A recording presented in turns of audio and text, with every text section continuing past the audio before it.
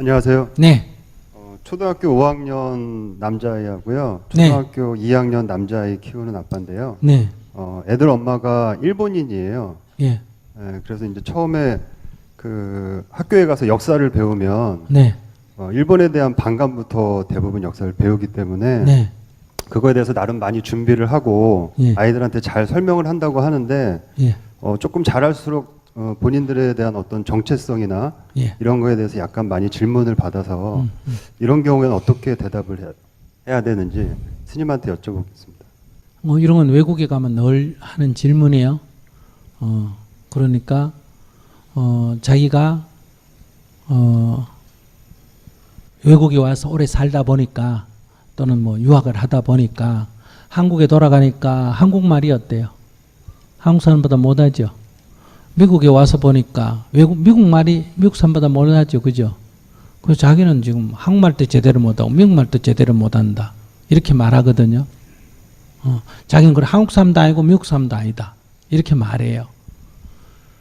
근데 그거는 남의 정체성에 견주니까 이런 일이 생기는 거예요. 그러니까 한국에서 태어나 계속 한국에서 살은 사람보다 자기가 한국에 태어났지만 미국에서 자랐으면 그 똑같이 한국말을 하면 한국 사람 병신이잖아.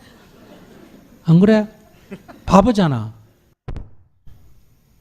그럼 또 계속 미국에서 태어나서 미국에서 자란 사람 보고 자기가 한국에서 태어나가지고 미국에서 좀 공부했다고 자기가 미국 사람보다 영어 못한다고 자기가 뭐라고 하는 거는 그러면 미국 사람처럼 영어를 한다면 미국 사람 바보잖아.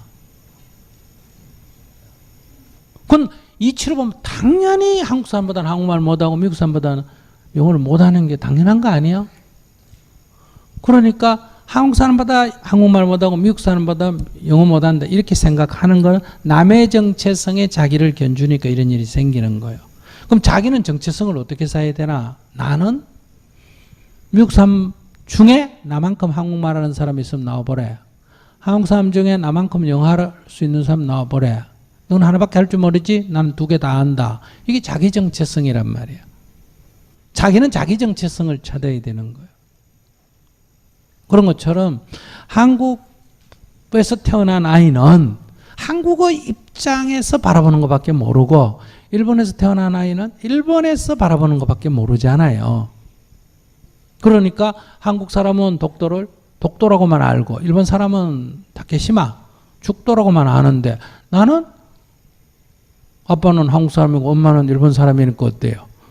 독도 이코로 다케시마다. 이렇게 대한해협 이코로 스시마다. 동해 이코로 일본에다. 두 개 다 알잖아. 그러니까 좋은 일이지 뭐 나쁜 일이 뭐 있어요. 그러니까 한국에서 보면 이렇게 보이는 일이 일본에서 보면 저렇게 보인다.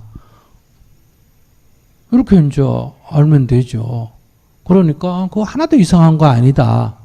응? 이렇게 이제 얘기를 하면 되죠. 그러니까 한국 사람들이 볼 때는 농계가 뭐예요? 애국자잖아.